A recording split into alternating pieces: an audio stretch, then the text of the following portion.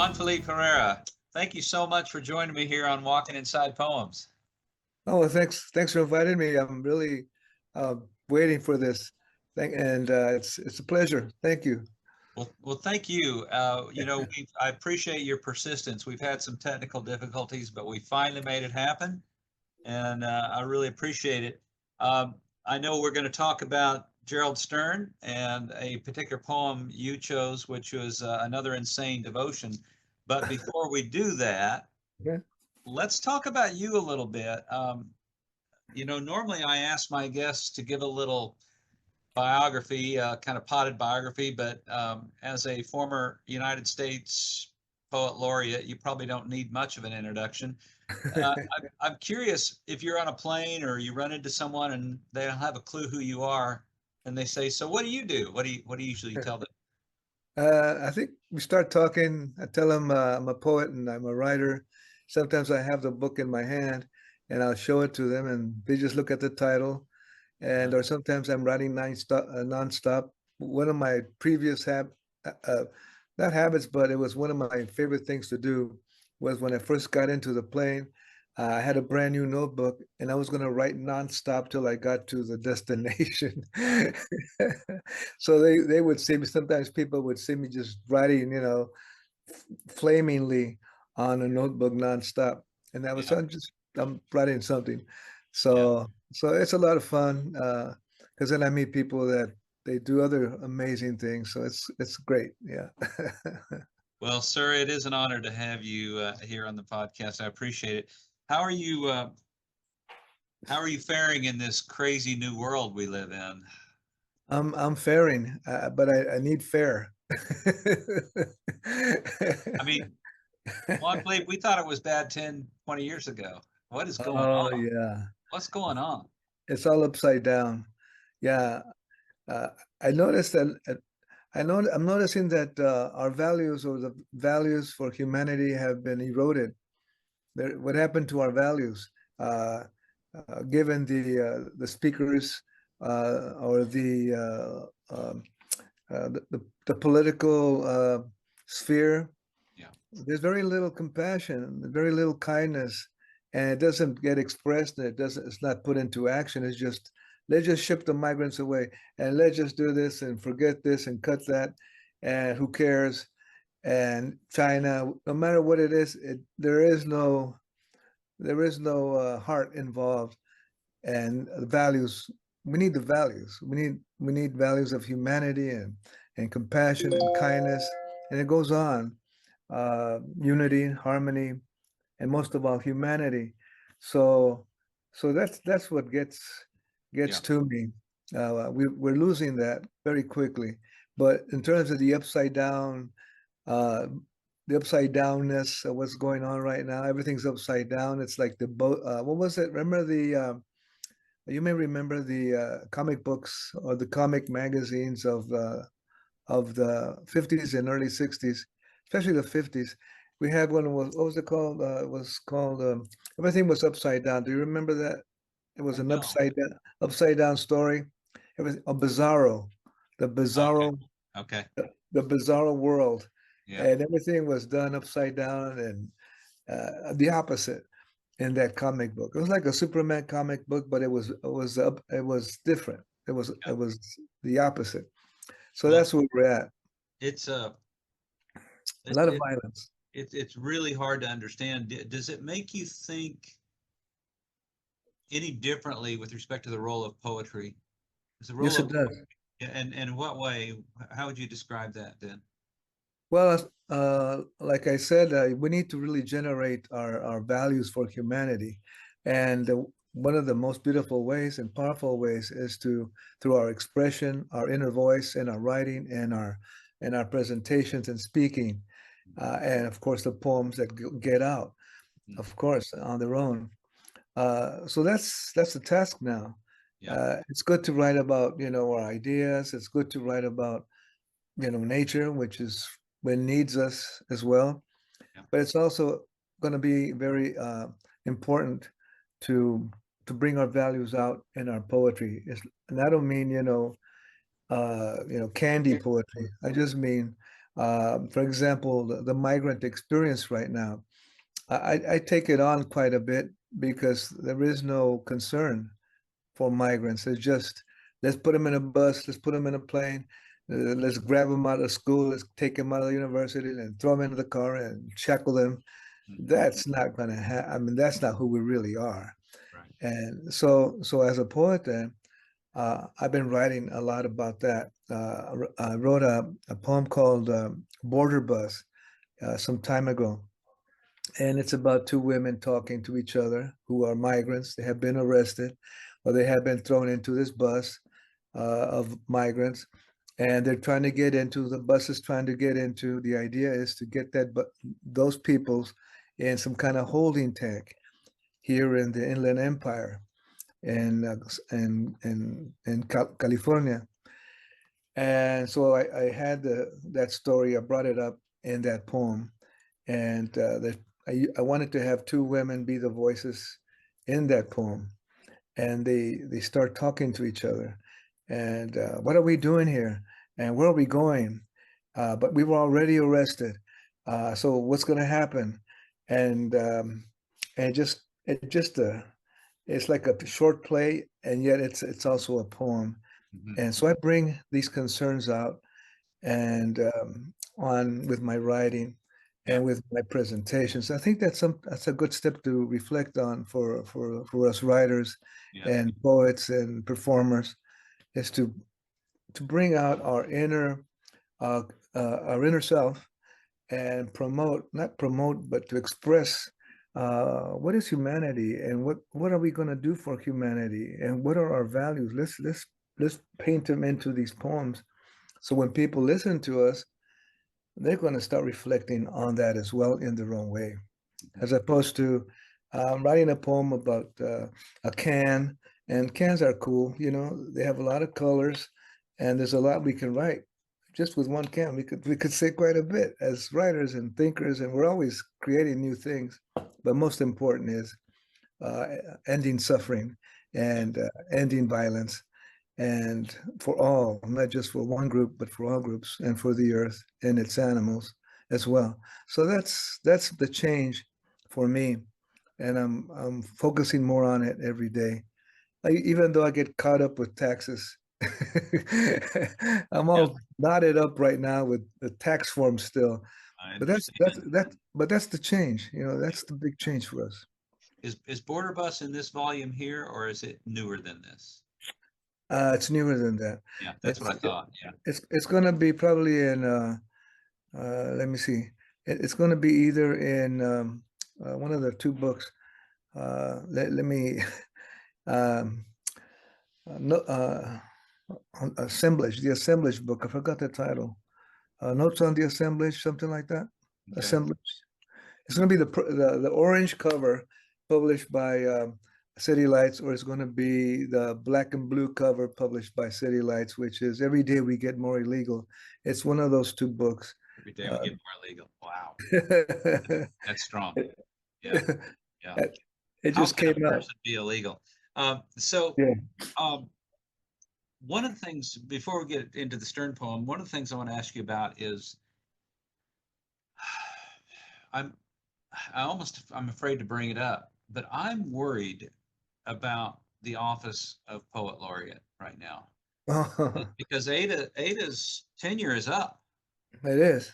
And I know that, and I made some notes here, I know that it is chosen, that it's privately funded, so I don't see them taking that money away, but the position is chosen by the Librarian of Congress. Yes. Who is appointed by president. By the president? Yeah. So you're concerned about what kind of appointment that is? Yeah. Yeah. And hopefully it's underneath the radar right now. It's underneath the radar. But what also happens is that there's also a circle of those that have suggestions and support. Well, we believe, this poet here is fabulous, and this is why, and that's presented. to the head librarian of the Library of Congress, like you said. And there's another person and another person and another person. There's different little groups that do very well and that are fabulous writers and poets that provide some suggestions, which helps the head librarian reflect and choose who it's going to be. But it's a lot of people are involved, and it's a good thing because there's a lot of people with a lot of good things to say about a lot of good poets. So there's more. There's a lot. It's a nice. It's a nice group Yeah. that participates. Good. And of course, I know what you mean. Hopefully they won't be replaced. Well, we're choosing a new pope right now, and we're choosing a new poet laureate at the same time. It'll be interesting to see what the new poet laureate's project is, given the time we live in, for sure. Yes, it is. It's going to be interesting. I know Ada focused on the natural world and published this book. What was your project when you were poet laureate? Well, I had different projects. I had around 5. Oh, did you? Okay. Once you start cooking on a project, you get other ideas for more projects, and you can't stop. Okay. Well, one of them was to have the first project was called the Casa de Colores, House of Colors, and that's on the Library of Congress website.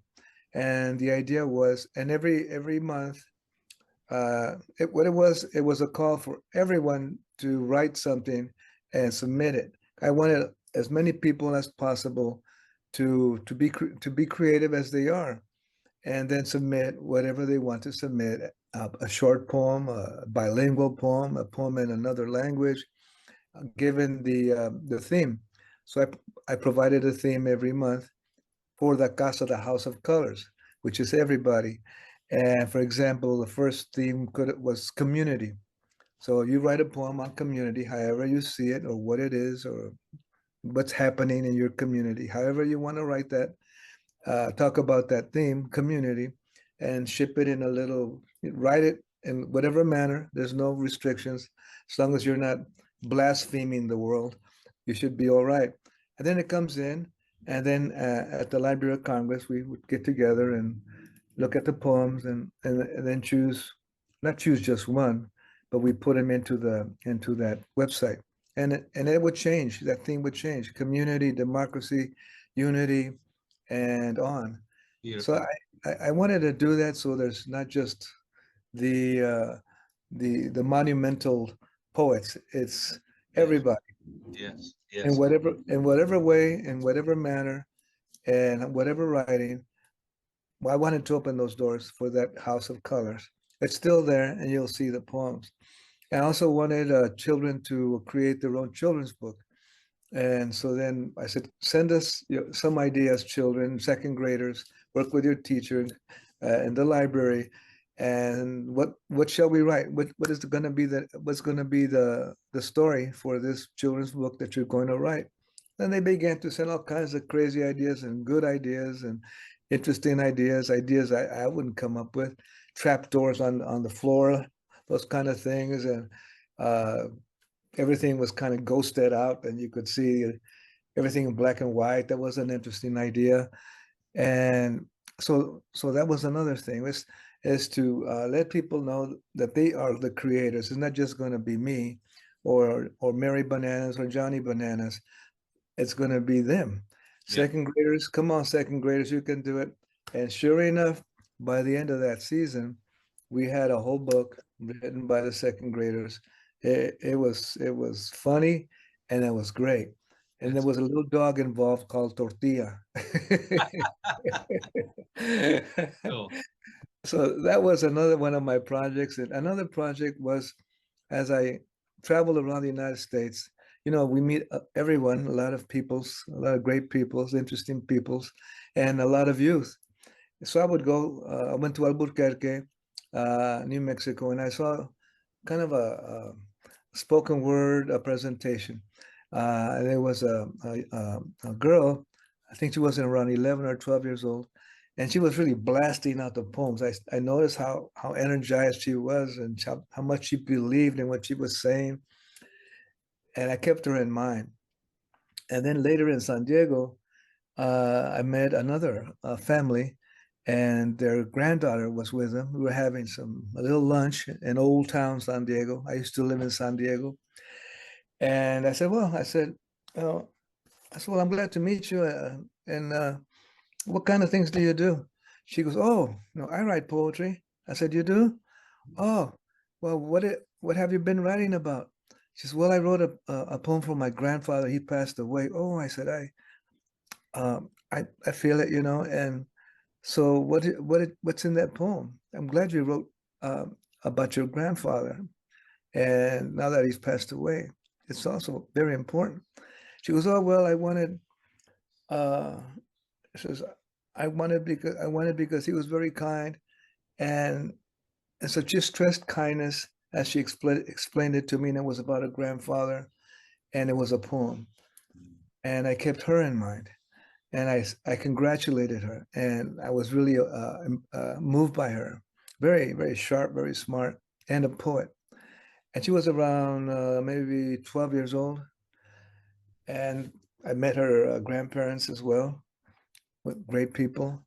So then the project became a project for me. I said, I want to bring, her name was Elena Medina, and the one in Albuquerque, her name was Soli Gonzalez. And I invited them and their families. That was my project all of a sudden, another project, to come to the Library of Congress and perform their poems because because they were now the laureate chicas. They were now the laureate chicas. Nice. And they did come with their parents, and they performed on that stage, and they were great, and they did their poems. And this first time we ever had laureate chicas at the Library of Congress ever in the whole wide world. And I wanted to do that, but I wanted most of all them to be the stars and the speakers and the poets, and to show themselves and their voice and their writing. And they did. They did very well. And so that was another project. I mean, the projects kept on multiplying. See, once you're in there, you want to keep on going. And also wanted to feature, this was a smaller project, to feature uh, two, um, two Filipinas, Latina, Filipina, two Filipinas, women, poets. Because, we don't see our Filipina and Filipino community often on these stages. We may have, but I wanted to bring them forward, in particular in it was the Museum of Photography, that particular moment. And we had a great curator there who said, "You can do that, Juan. Just why don't you come on over and invite them, and we'll do this." So that worked out very well. And Arlene Biala is one of them, and Gloria, I think Gloria Martinez, perhaps. I got to get the names right. And it was good. When I visited Apple in Sunnyvale, they introduced me to the people at Apple introduced me to the Tecnolochicas. That's where I got the idea. And the Tecnolochicas are women that have been working very hard on developing new software for virtual assistants. They were creating new versions of that, the Tecnolochicas. There were on maybe 3 of them, but they were hardcore. They were breaking through. Creating new coding for virtual assistants. I said, "Well, fabulous." I said, "Tecnolochicas. Oh, well, how about laureate chicas?" So things like that. That's And beautiful. I also work with 40. Robert Casper was the director of the literature and poetry department at the Library of Congress, and he's the one with the staff that promotes the position for the laureate of the United States. Nice. So, Do we have any idea who the yeah. next one's going to be? Is there a short list, or is it all very secret? Do we have any idea who's going to replace you? Yeah, it's probably going to be a little secret right now. Oh yeah, okay. Because it's a phone call. Ah, Because I was teaching in Seattle for a quarter, at University of Washington, and and I think Rob Casper, very lightly, he said, Juan Felipe, can you be by the phone on the 20th? Oh, sure, of course. I think it was May or something. That's a little hint.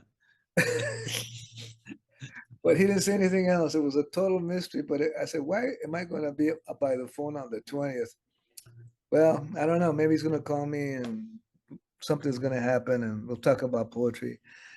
And there goes the phone. It ring. I picked it up. I was right there next to the phone. And it was Dr. James Billington, who was the head librarian for many years of the Library of Congress. And so it was Dr. Billington. He goes, "Oh, is this Juan Felipe?" I go, "Oh, yeah, yes, sir. Well, this is Dr. James Billington. Oh, glad to meet you. Well, we've been talking about your poetry recently, Juan. Oh, I'm glad to hear that, and we really like it. Oh, well, thank you so much, Dr. Billington.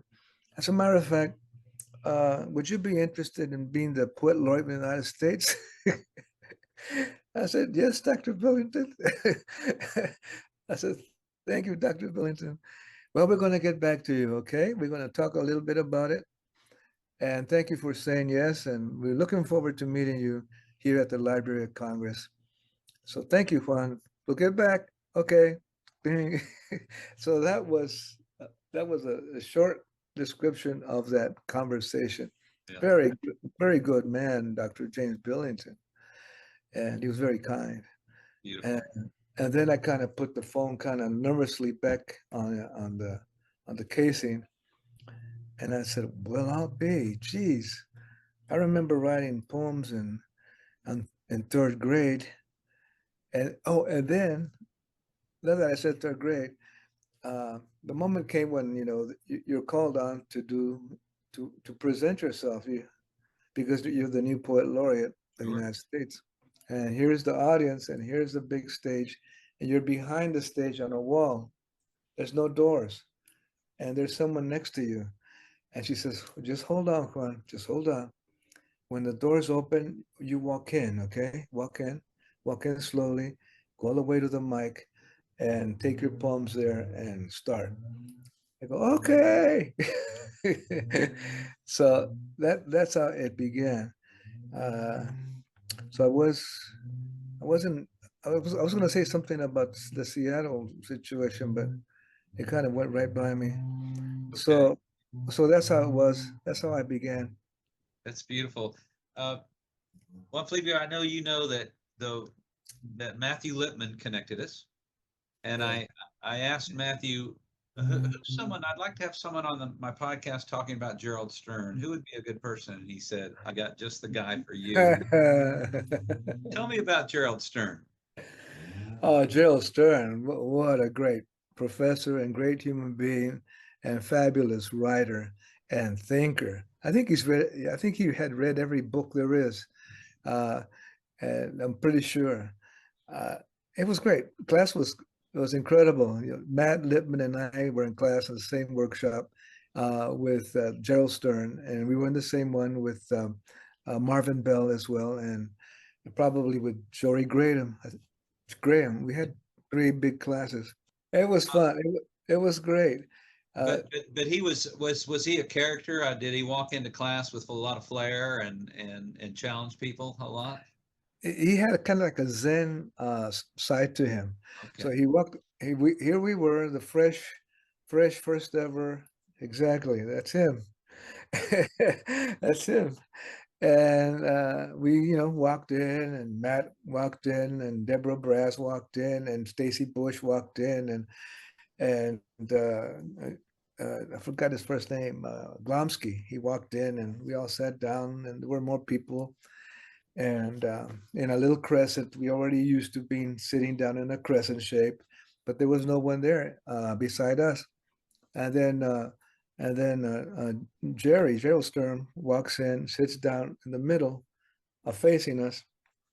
I mean, in that manner. And then nothing happened. And then we look at each other. And said, when is this? Are we supposed to say something? because no one's saying anything.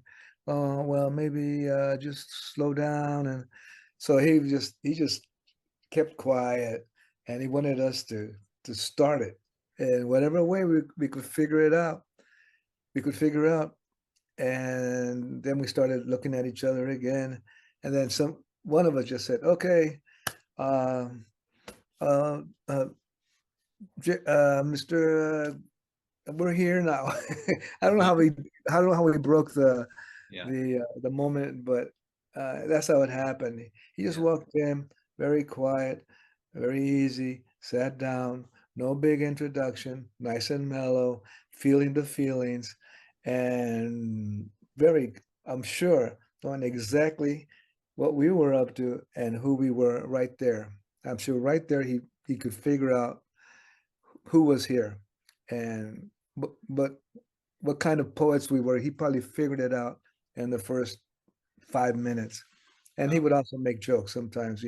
One time he came into class, and I had these, um, those socks that have these triangles on them. I forgot what they're called. Argyle. Yeah, I had some Argyles, which I like. And he walks right by. He goes, "What kind of Argyles? What kind of?" So he said, "What are those some clown socks you're wearing there?" Now this may not be a fair question, but uh but I wonder if something comes to mind if I say what's one thing you learned from Gerald Stern? I learned si- uh, simplicity as a writer. At a deeper level, I learned how to express myself, because Jerry wasn't a person who was going to hold back. He wasn't going to hold back. Right. He was going to come right out and tell you the truth and express who he really was, and not hide his voice or not hide his ideas or not hide his feelings at all. Mhm. So that's another thing. That's a thing I learned. I made I called on him to do an interview. As now that time had passed by, maybe already a year and a half. It was a 2 year stay, and so I asked him questions here and there, and on a little tape recorder, and he started talking about his father. He says, Juan, he says, my father was a very humble man, very quiet and a humble man. Oh, I see. And then, but he says, I didn't want to be so humble. I wanted to, you know, express my real self. I didn't want to just be so humble and quiet like my father, but he loved his father. But he was just telling me about those early days of how he felt. Mhm. Um, One time, and he would really tell you what was going on and how he felt. And his poems, we can see all that emotional, intense inner self that he is. We can talk about that a little bit with the poem. So then I thought about my childhood, and my parents were very humble as well, and they could speak a good handful of English, and that's about it. Uh, and then I had to figure that out for myself, because I believe in being humble, and I believe in friendship, and I don't believe in anger. It's easy to get angry, but I'm not going to let that come on out and scratch everybody's eyes. I'm not going to do that at all about anything. So I kind of understood what he was saying. Having humble parents, we didn't have any money at all, maybe $16 a month through the welfare, and so I could relate. Uh, I related quite a bit with Jerry, Yeah. and he liked to have big, beautiful bread, in his house, and beautiful tables and beautiful cabinets, that really nice looking wood. Mm. It was like that and very quiet. Okay. But one time, let's see, one time one of the students started complaining. She says, "I'm going to say something." He goes, "Yes, go ahead." Well, my poems didn't really get, read well, not enough. And I didn't really get any, what I really wanted to hear. And he goes, "Get out of my workshop." Get out of my workshop. You're destroying my class. Because it was all this, oh, what about me? And, my Yeah. poems, they were the best Yeah. in the world.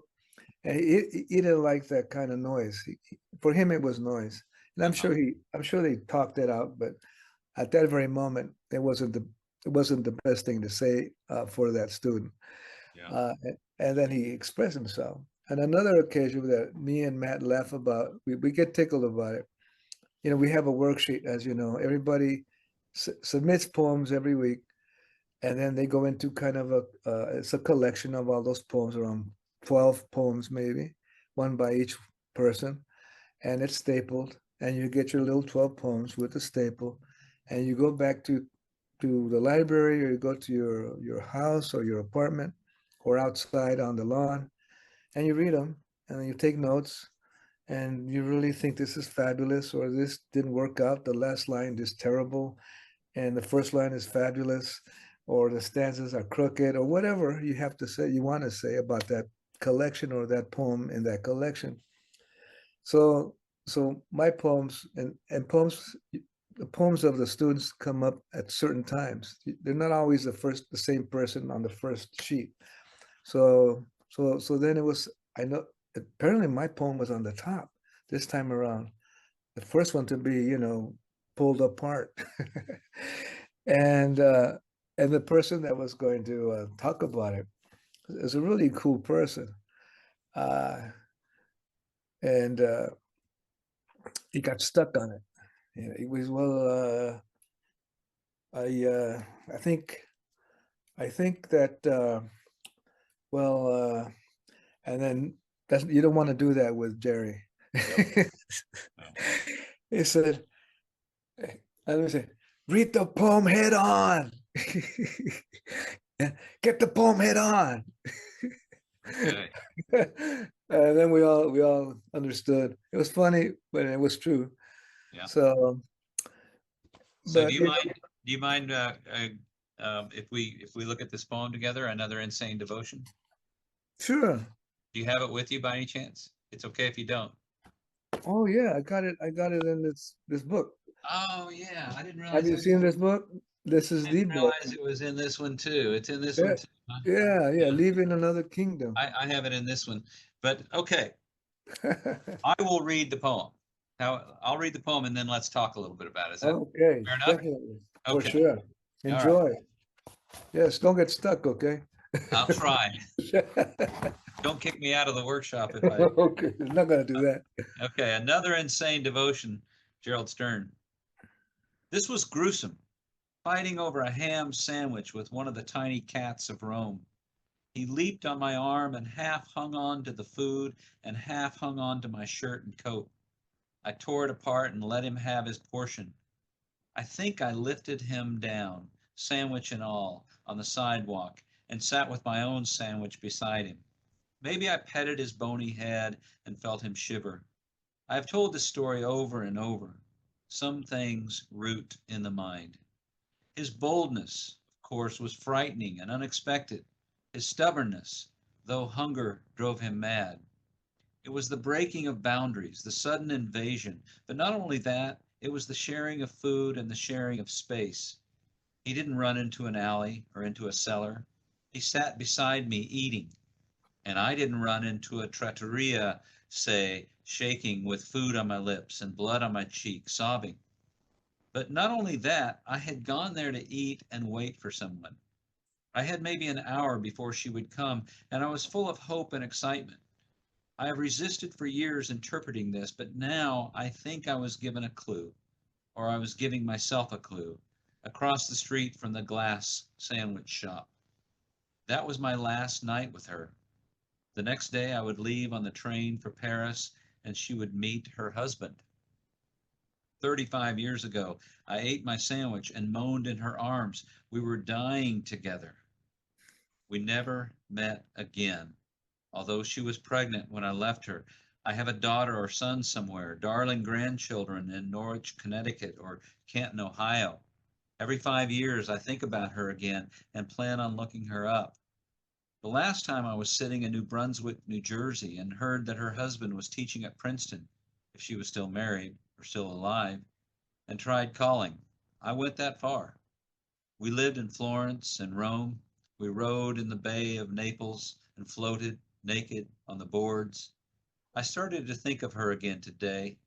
I still am horrified by the cat's hunger. I still am puzzled by the connection. This is another insane devotion. There must be hundreds, although it isn't just that. There is no pain, and the thought is fleeting and sweet. I think it's my own dumb boyhood, walking around with Slavic cheeks and burning, stupid eyes. I think I gave the cat half my sandwich to buy my life. I think I broke it in half as a decent sacrifice. It was this I bought, the red coleus, the split rocking chair, the silk lampshade. Happiness. I watched him with pleasure. I bought memory. I could have lost it. How crazy it sounds. His face twisted with cunning, the wind blowing through his hair, his jaws working. That's right. Wow. Jerry Only, Stern. yes, only Jerry could write that. There's a lot going on there. A lot going on here. And I wonder if people, we make the mistake sometimes of confusing the narrator with the poet himself. I wonder if people think, oh, I wonder if Jerry has a son or a daughter. No, probably not, right? That's a good question. That's a good question. Okay. You Okay. got me on that. Yeah. Well, Probably not. what do you make of this poem? Juan Oh, I Felipe? love this poem. I Yeah. love this poem because it's classic Gerald Stern poem. It has so many ingredients. They're incredible ingredients, and each one of those ingredients it gives the whole poem a texture, a tone. The cat, its bony head, it was shivering, and then the tearing apart of a sandwich. I mean, there's just so many items of working in this poem, almost like beads, beautiful beads on a beautiful collar. So, and then there's relationships. Yeah. We have the cat, bony-headed cat, the hungry, starving, bony-headed cat, Yeah. and then there's this past that has taken place of a lover and possibly children now. A And, married lover. uh, A married lover. a Having married an lover. affair. This was an affair. Yeah. And then we get going. Yeah. Yeah. And Yeah. then the story gets going. Yeah. And then there's a what sacrifice? There's a little he mentions sacrifice, doesn't he?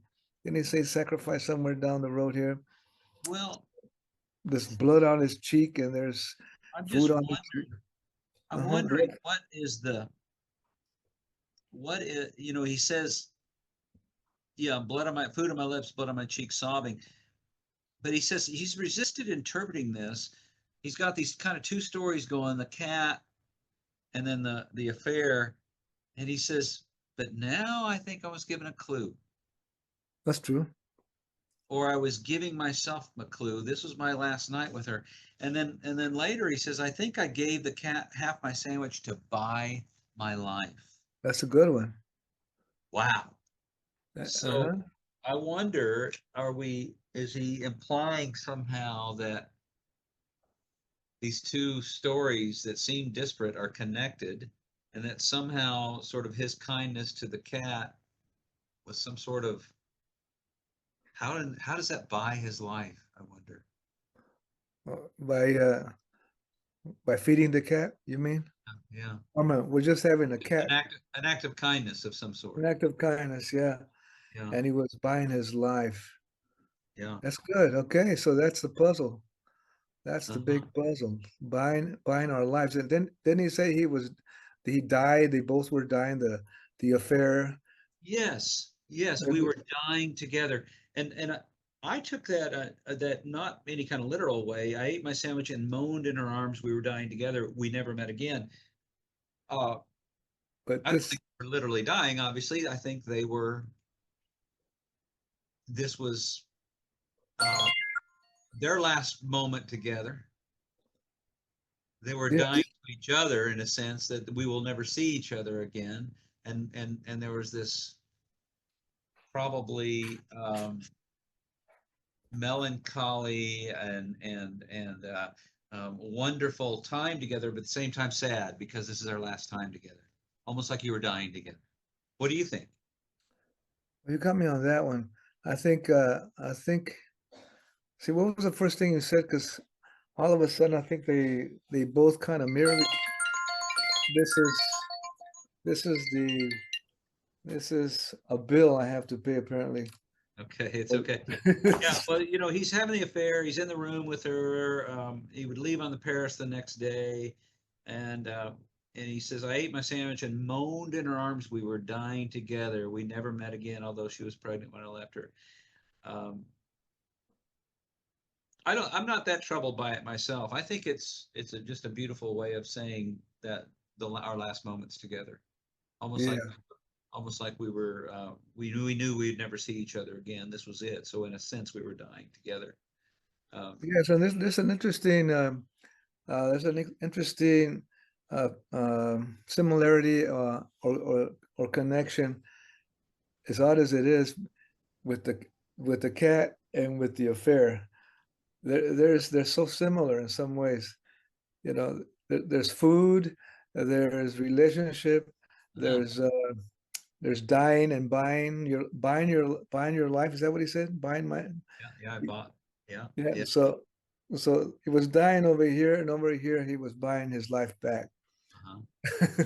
So it's And sensual pleasures, the cat eating and then him with having sex with her. There was this sort of this tension that's going on there for sure. there is, Yeah. and Uh, and and, that's Gerald Stern. He can say it so easily, and it moves. There's nothing. We don't get stuck on any one of these lines or right. any one of these terms. We're just flowing with Jerry. We're Yeah. moving with him. We're in Paris ourselves probably, Uh-huh. and we're sitting next to him having a half sandwich that he tore up, Yeah. and So so memorable, that cat. You can just see the cat climbing up and one his thing bony head. is bony head. People don't see this unless they're reading it. When they hear it out loud, some of the line breaks are just brilliant. He Oh yeah. talks, for example, about um, let's see. Oh, I think I lifted him, line break, down, which is so Oh, interesting. I lifted him down. uh-huh. But a lot of really interesting line breaks. For example, um, we rode in the Bay of Naples, line break, and floated naked on the boards. I started to think of her again today. I still am horrified by the cat's hunger. I still am puzzled. Yeah, really, really fascinating. It is. It's not as easy as it looks. You're right. No, no, Yeah. no, Yeah, I it's mean, not. there's a lot in here. You're right. And Yeah. right, the lines and how he breaks them down, Hmm. and what's next, and how the enjambment is working. Hmm. Yeah, and then we have places, huh? We have what, Norwich, Connecticut, Canton, Ohio, Florence, Rome. We're going places fast. New Brunswick, New Jersey. Yeah, yeah.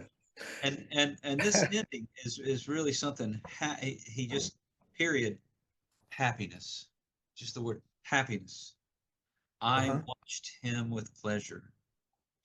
I Ah, bought memory. I bought memory. I could have lost it. How crazy it sounds.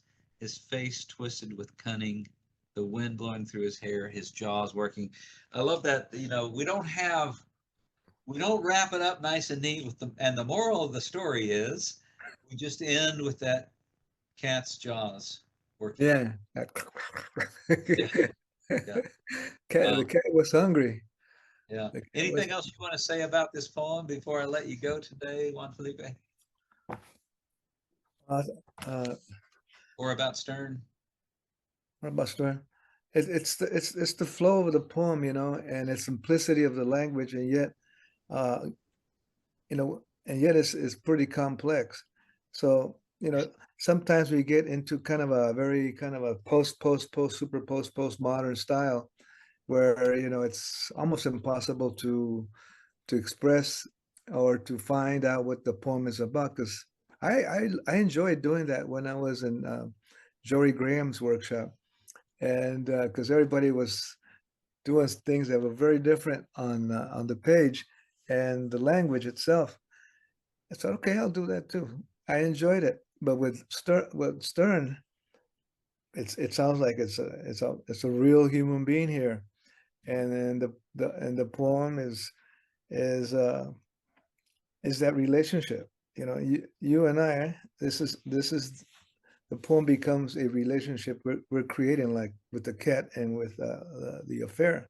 So it's not just a poem, it turns into a relationship for us, for the reader. This is the cat sitting next to us. Yes. This is a cat sitting next to us.